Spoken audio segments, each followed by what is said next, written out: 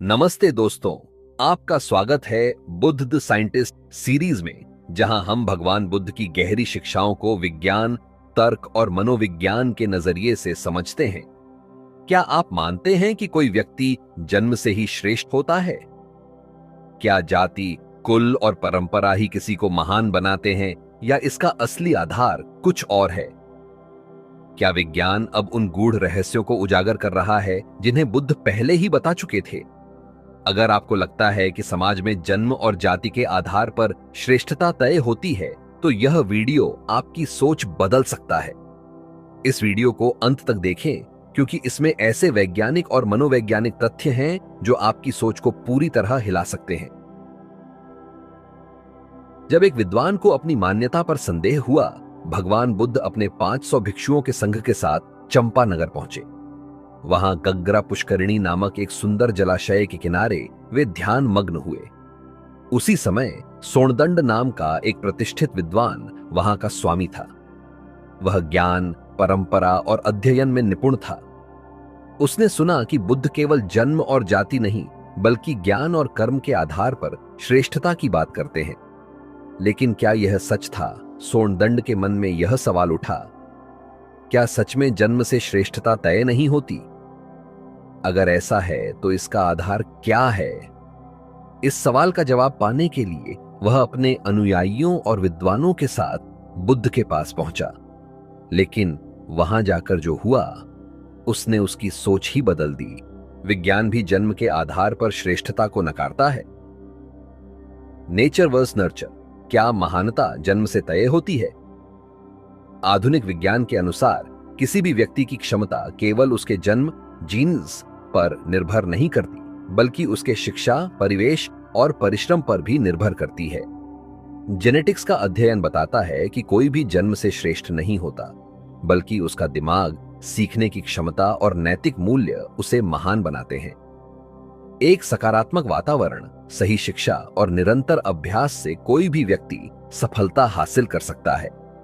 बुद्ध ने यही सिद्धांत 2500 साल पहले बताया था। श्रेष्ठता जन्म से नहीं, बल्कि ज्ञान, शील, चरित्र और प्रज्ञा, बुद्धिमत्ता से तय होती है। अब सवाल यह है, अगर बुद्ध 2500 साल पहले यह बात कह चुके थे, तो आधुनिक विज्ञान अब इसे क्यों साबित कर रहा है? जब सोणदंड बुद्ध के पास पहुंचा, तो बुद्ध ने उससे पूछा, तुम किसे एक महान व्यक्ति मानते हो? क्या केवल जन्म, कुल और रूप ही किसी को श्रेष्ठ बनाते हैं? सोणदंड ने उत्तर दिया, एक श्रेष्ठ व्यक्ति में 5 गुण होते हैं। उसका जन्म उच्च कुल में हुआ हो, वह वेदों और ग्रंथों में पारंगत हो, वह सुंदर और आकर्षक हो शायद, और वह शील, चरित्र में उत्तम हो 5, वह अत्यधिक बुद्धिमान हो। बुद्ध ने फिर उससे एक और सवाल पूछा, क्या इन 5 गुणों में से कुछ छोड़ देने पर भी कोई महान व्यक्ति हो सकता है? सोणदंड ने खुद ही उत्तर दिया, हां, अगर कोई जन्म, सुंदरता और वेदों की विद्या को छोड़ भी दे, लेकिन शील, चरित्र और बुद्धिमत्ता, प्राज्ञा रखे, तो वह भी महान हो सकता है। यही तो बुद्ध सिद्ध करना चाहते थे। श्रेष्ठता बुद्धिमत्ता और नैतिकता से आती है, न कि केवल जन्म से। आज का विज्ञान भी यही कहता है। IQ, EQ, क्या बुद्धि और चरित्र ही असली श्रेष्ठता है? आज की मनोविज्ञान रिसर्च कहती है कि किसी भी इंसान की सफलता केवल IQ, बुद्धिमत्ता से नहीं, बल्कि EQ, भावनात्मक बुद्धिमत्ता और चरित्र से भी तय होती है। एक व्यक्ति जितना संयम, धैर्य और नैतिकता, एथिक्स रखता है, उतना ही वह समाज में सम्मान और सफलता प्राप्त करता है। बुद्ध ने यही सिद्धांत 2500 साल पहले दिया था। शील, एथिक्स और प्रज्ञा, विजडम सबसे महत्वपूर्ण गुण हैं। यही किसी को महान बनाते हैं। अब सोचने वाली बात यह है, क्या आज भी समाज जन्म के आधार पर श्रेष्ठता तय करता है? क्या बुद्ध की यह शिक्षा आज के समय में भी लागू होती है? क्या विज्ञान भी अब वही सिद्ध कर रहा है जो बुद्ध ने 2500 साल पहले कहा था? साइंस और मनोविज्ञान क्या कहते हैं? क्या व्यक्ति का श्रेष्ठता जन्म से तय होती है? टैबुला रासा सिद्धांत, पश्चिमी मनोविज्ञान में टैबुला रासा, ताबुला रासा नामक एक सिद्धांत है जिसे जॉन लॉक ने प्रतिपादित किया था। इस सिद्धांत के अनुसार कोई भी व्यक्ति जन्म से न तो श्रेष्ठ होता है न ही निम्न। हमारा व्यवहार, ज्ञान और सोच हमारे अनुभवों और शिक्षा से विकसित होती है, न कि हमारे जन्म से। बुद्ध ने यही संदेश दिया था। श्रेष्ठता जन्म से नहीं बल्कि ज्ञान, आचरण और मन की पवित्रता से आती है। अब सोचिए, क्या किसी की श्रेष्ठता का निर्धारण उसकी जाति से किया जा सकता है या फिर उसके विचारों, कर्मों और नैतिकता से? दो, ब्रेन प्लास्टिसिटी, कैसे हमारा मस्तिष्क सीखकर बदल सकता है। न्यूरोसाइंस कहता है कि हमारा दिमाग हमेशा बदलता रहता है। इसे ब्रेन प्लास्टिसिटी कहा जाता है, यानी हमारे अनुभव और सीखने की क्षमता ही हमें श्रेष्ठ बनाती है। अगर कोई व्यक्ति ज्ञान और नैतिकता को अपनाता है तो उसका व्यक्तित्व भी श्रेष्ठ हो जाता है।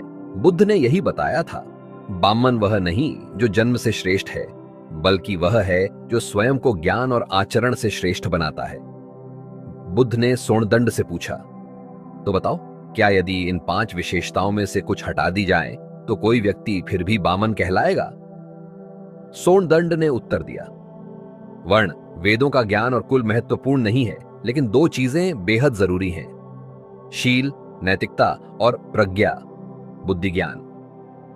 सोनदंड ने आगे कहा, जहां शील है वहां प्रज्ञा भी होती है, जहां प्रज्ञा है वहां शील भी होता है। शील और प्रज्ञा संसार में सबसे उच्च माने गए हैं।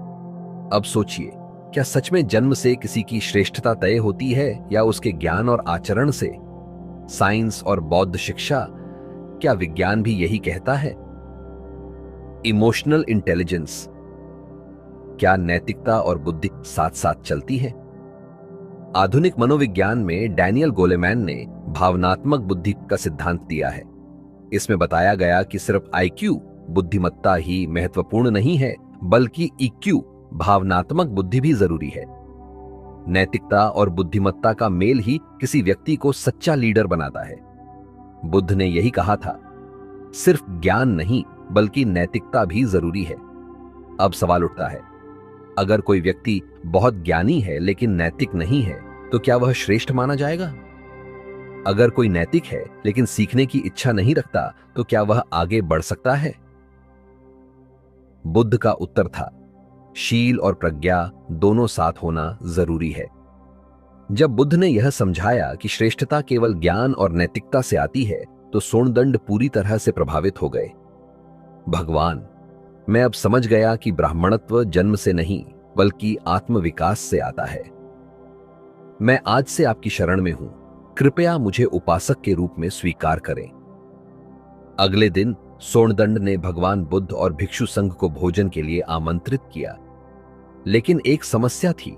सोनदंड अपने समाज के डर से भगवान बुद्ध को सार्वजनिक रूप से प्रणाम नहीं कर सकते थे, इसलिए उन्होंने कहा, भगवान, यदि मैं सभा में उठकर प्रणाम न कर सकूं तो कृपया मेरे अन्य इशारों को प्रणाम समझ लें।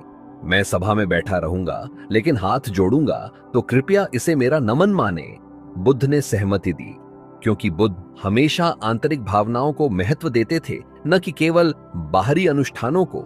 साइंस और बौद्ध शिक्षा, क्या विज्ञान भी यही कहता है? थ्योरी, क्या समाज का डर हमें बदलने से रोकता है? मनोविज्ञान में सोशल इन्फ्लुएंस थियरी कहती है कि हम अक्सर समाज के डर से सही काम करने से पीछे हटते हैं। लोग अक्सर अपनी सच्ची भावनाओं को व्यक्त करने से डरते हैं क्योंकि उन्हें दूसरों के तिरस्कार या अपमान का भय होता है। सोनदंड भी इसी दुविधा में थे। उन्हें बुद्ध का सम्मान करना था, लेकिन समाज का डर भी था। लेकिन बुद्ध ने यह दिखाया कि सच्ची श्रद्धा बाहरी रूप से नहीं बल्कि आंतरिक भावना से होती है। अब सोचिए, क्या आपने कभी समाज के डर से अपनी सच्ची सोच को दबाया है? क्या सही मार्ग पर चलने के लिए आपको समाज से लड़ना पड़ेगा? 2. संज्ञानात्मक असंगति, जब हमारे विचार और व्यवहार में मतभेद होता है। सोनदंड बुद्ध की शिक्षाओं से पूरी तरह प्रभावित हो गए थे, लेकिन उनके समाज की धारणाएं अलग थीं। उनके मन में कॉग्निटिव डिसोनेंस, विचारों में मतभेद से उत्पन्न तनाव हो रहा था। उन्हें यह समझ आ गया था कि जन्म से श्रेष्ठता नहीं मिलती, लेकिन वे अपने समाज में इसे खुलकर कहने से डर रहे थे। बुद्ध ने उन्हें यह सीख दी, सत्य वही है जिसे मन स्वीकार करता है, भले ही समाज कुछ भी कहे। अब सोचिए, क्या कभी आपको भी अपने विचारों और समाज की अपेक्षाओं में मतभेद महसूस हुआ है? क्या आप अपनी सोच को स्वतंत्र रूप से व्यक्त कर पाते हैं? भगवान बुद्ध ने सोनदंड से कहा, श्रेष्ठता केवल ज्ञान, नैतिकता और आत्मविकास से आती है।